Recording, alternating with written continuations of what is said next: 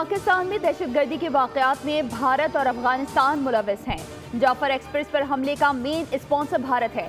دہشت گردوں نے منظم انداز میں کارروائی کی۔ حملے کے بعد پروپیگنڈا کیا گیا جس سے بھارتی میڈیا لیڈ کر رہا تھا۔ سوشل میڈیا سے پرانی ویڈیو اٹھا کر چلائی گئی۔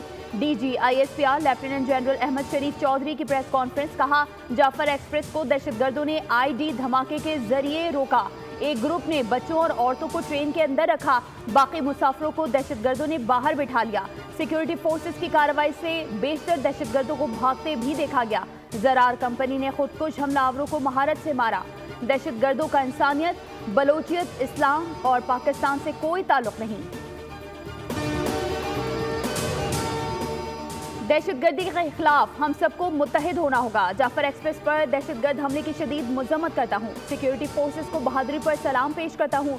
چیئرمین پاکستان پیپلز پارٹی بلاول بھٹو زرداری نے تقریب سے خطاب میں کہا، ہم مثبت سیاست پر یقین رکھتے ہیں۔ ہر مسئلے کا حل سیاسی انداز میں نکل سکتا ہے۔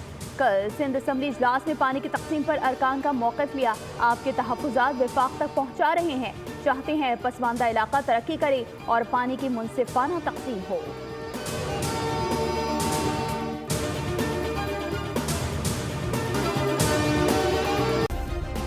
سبسکرائب کریں اور بیل دبائیں تاکہ کوئی خبر رہ نہ جائے۔